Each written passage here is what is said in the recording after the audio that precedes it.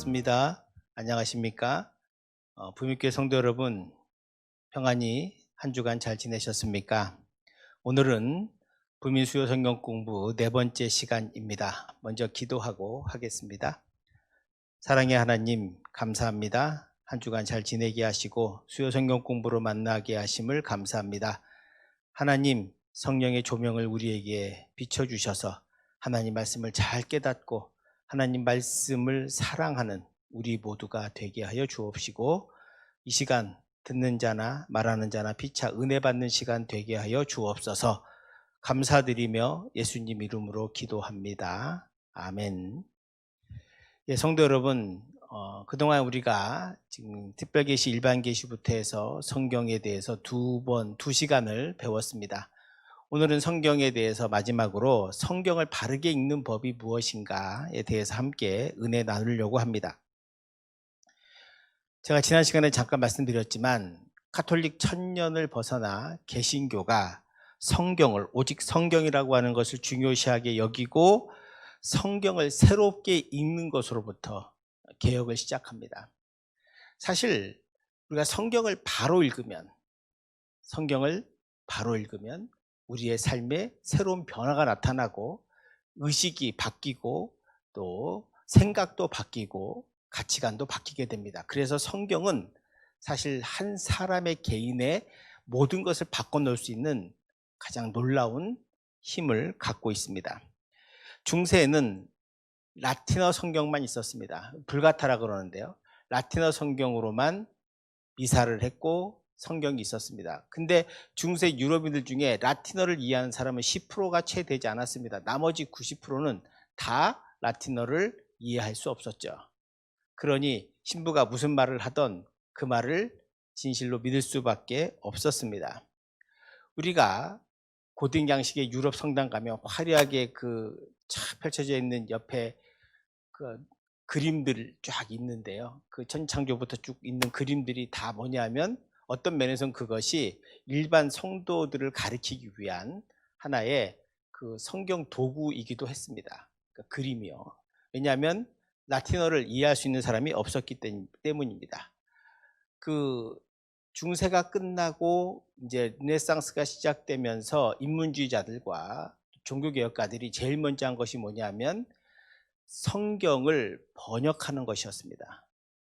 영어로, 불어로, 독일어로 이렇게 번역을 했죠. 마틴 루터도 독일어로 번역을 했습니다. 그래서 그 독일어가 사실은 지금의 독일어의 기틀을 닦는 아주 중요한 역할을 했죠.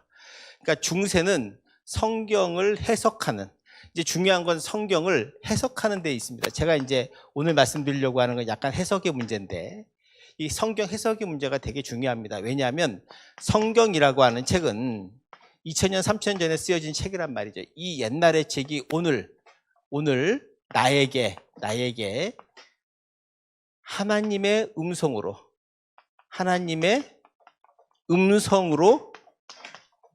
들려지기 위해서는 이 가정이 가운데 뭐가 필요해요?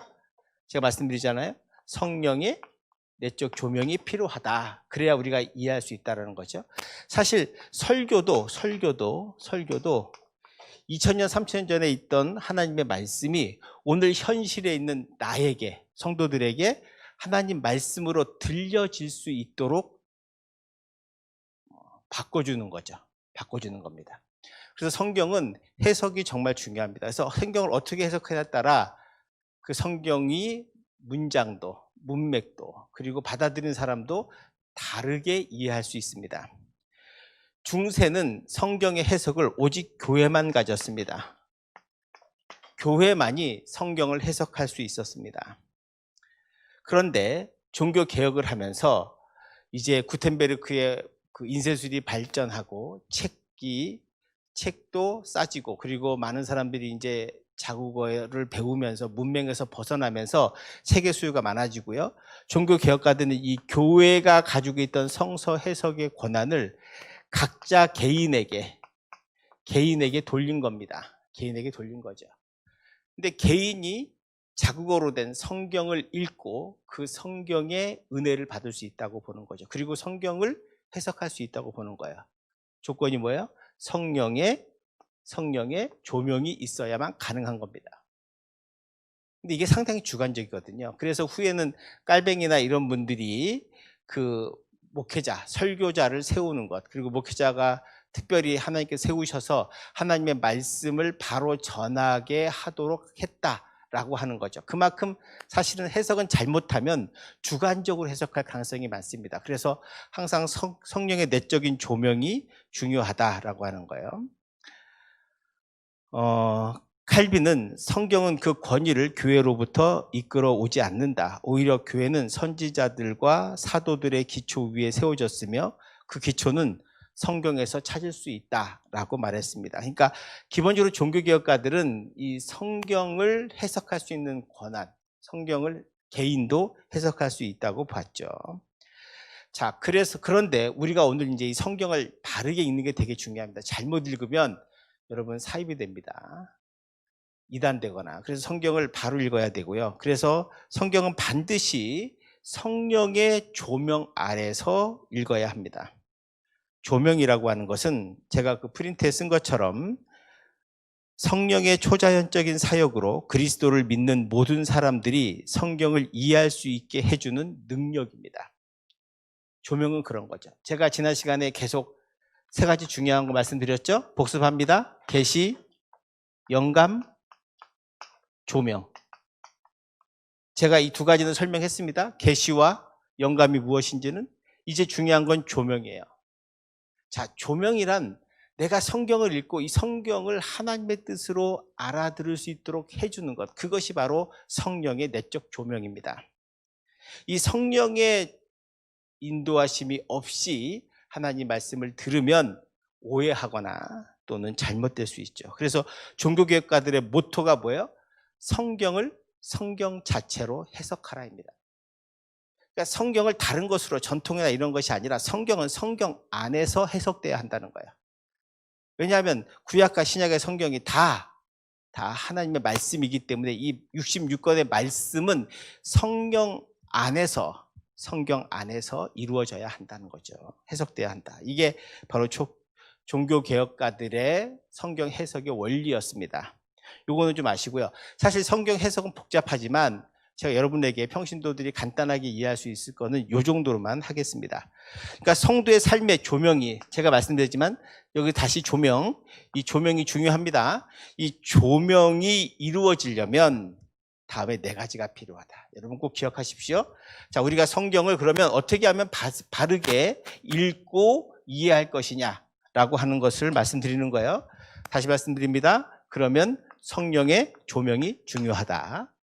그러면 성령의 조명이 이루어지려면 다음 4가지가 필요한 거예요. 첫 번째, 성경을 사랑으로 읽으라는 겁니다. 사랑으로 읽어라. 하나님 말씀을 깊이 사랑하는 게 첫 번째입니다. 하나님 말씀을 사랑하고 읽어야 하나님의 말씀이 온전하게 드러나게 되고 성령의 내적 조명이 우리에게 비춰지게 되죠. 여러분도 다 사랑을 해보신 분은 아시지만 사랑하게 되면 제일 먼저 뭐가 생겨요? 사랑하면 관심이 생깁니다. 그 사람이 뭘 좋아하는지, 무엇을 싫어하는지, 어떤 옷을 입는지, 어떤 옷을 싫어하는지를 관심 있게 보게 되죠. 마찬가지로 사랑은 관심입니다. 그러니까 하나님 말씀에 관심을 가지면 하나님 말씀을 자꾸 관심을 갖고 사랑을 갖고 읽게 되면 성령께서 함께 하십니다.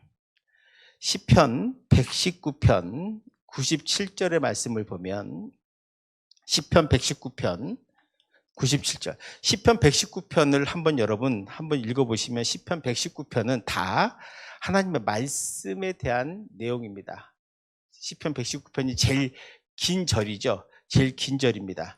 총 시편 119편은 176절까지 있습니다. 성경에서 가장 긴데요. 이 성경의 가장 긴 절 이 내용이 다 뭐냐면 하나님의 말씀이 얼마나 놀라운지에 대해서 설명하고 있습니다.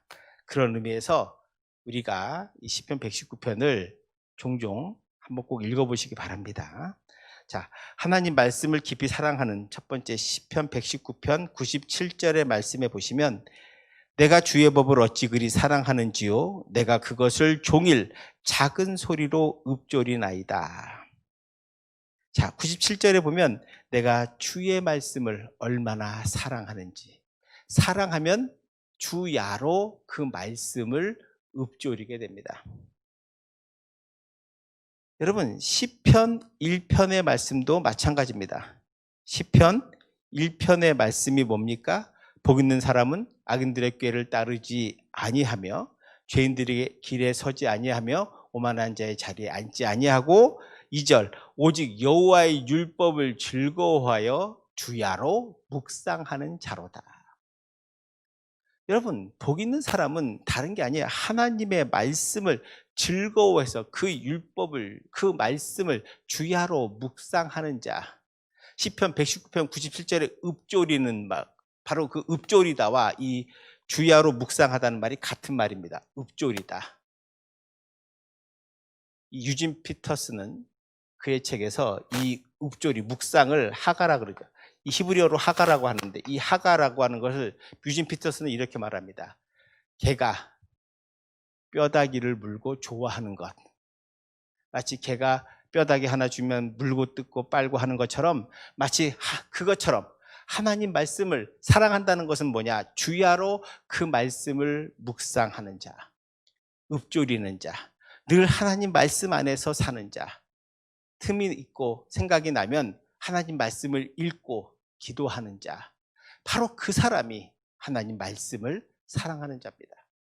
그런 사랑이 있어야만 하나님 말씀을 읽을 때 성령의 조명이 있게 된다라고 하는 것을 기억하셔야 됩니다. 그래서 하나님 말씀을 사랑해야 된다.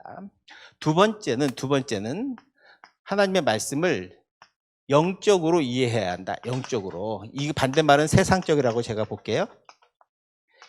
자꾸 성경을 읽을 때 세상적으로 읽으시면 안 돼요. 성경을 읽으면서 지혜를 얻어가지고 뭐 돈을 많이 벌겠다 이런 생각 가지고 읽으시면 안 되고요.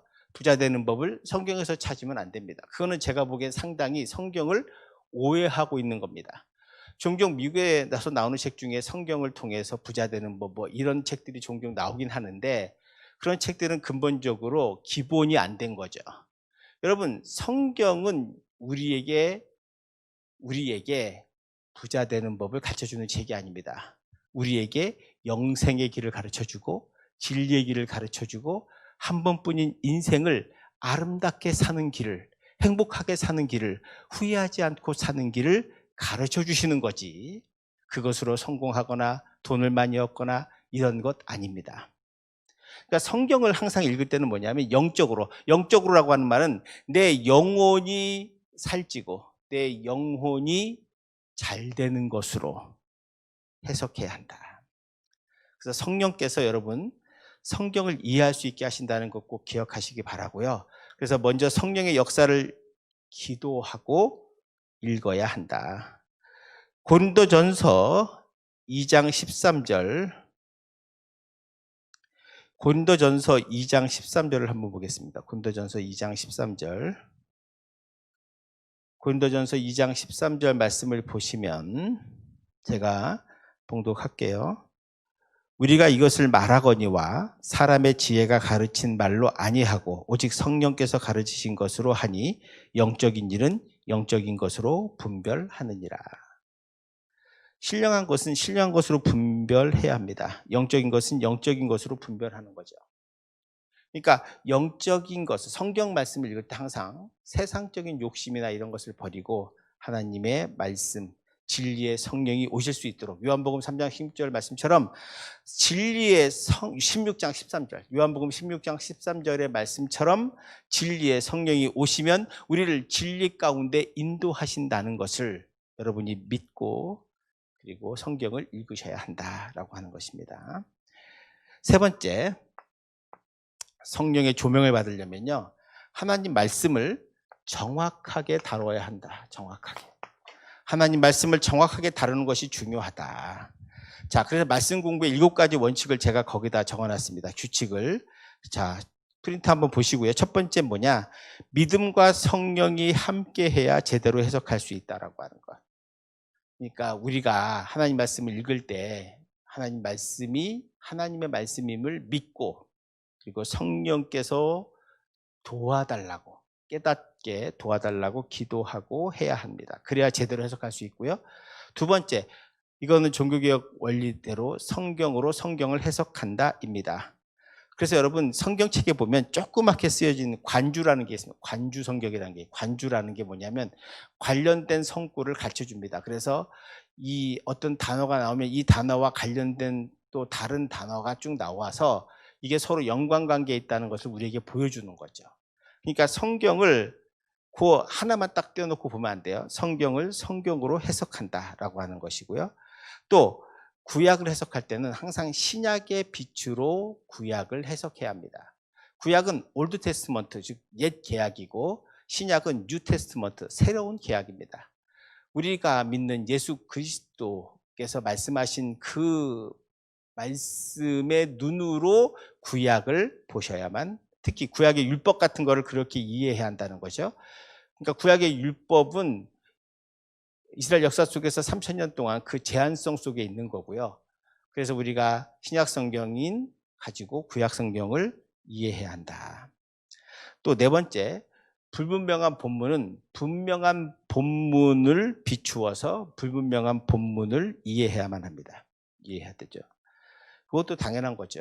그러니까 우리가 읽었을 때 잘 헷갈리고 의미가 다양성을 가지고 있는 것은 분명한 본문을 통해서 비추어서 불분명한 본문을 비춰봐야 한다. 다섯 번째, 단어와 문장을 문맥에 비추어 이해해야 합니다. 예를 들어서 누가복음 12장 19절에 보면 이런 말씀이 있습니다.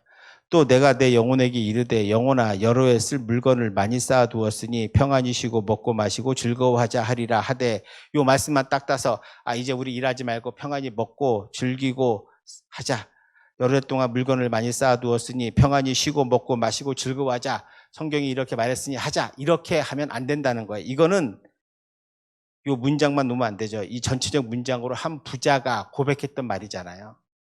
부자가 창고에 들여놓고 이제 배부르다, 이제 먹고 놀자라고 했을 때 주님께서 오늘 밤 너를 데려가면 이 남은 것이 다 누구 것이 되느냐라고 하는, 그걸 가르쳐주기 위해 쓰신 본문인데, 그 본문의 한 절만 뚝 따서 평안히 먹고 놀고 즐기라고 했다, 즐기자라고 생각한다면, 말한다면 그것은 성경을 아주 오해하고 있는 것이다 라고 말씀드릴 수 있습니다. 이런 식으로 성경을 해석하면 안 된다는 거예요.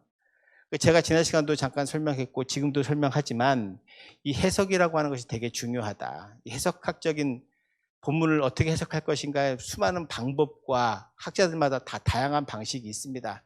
이거는 신학도 그렇고 철학에도 많은 해석학적인 방법들이 있는데 그것은 너무 전문적이고요. 제가 평신도들이 집에서, 가정에서, 또 직장에서 어디서든지 하나님 말씀을 읽을 때 해석하는 기본적인 방법에 대해서만 제가 말씀을 드리고 있다라고 하는 것을 잘 들어주시면 고맙겠습니다. 여섯 번째, 교리적 본문에서 역사적 본문으로, 그러니까 교리적인 본문을 가지고 역사적인 본문을 해석해야 한다라고 하는 것이죠.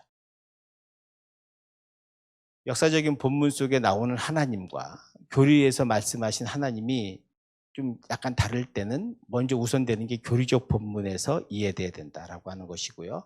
일곱 번째, 성경의 빛에 비추어 개인적 경험을 이해한다라고 하는 거예요. 그러니까 우리가 개인적인 경험이 있어요. 예를 들어서 이 로마서 13장 8절에 보시면, 13장 8절에 보시면 피차 사랑의 빛 외에는 아무에게든지 아무 빛도 지지 말라, 남을 사랑하는 자는 율법을 다 이루었느니라 라고 말씀했습니다. 지금 사도 바울은 빛 지지 말라는 거죠. 사랑의 빛 외에는 지지 말라라는 거예요.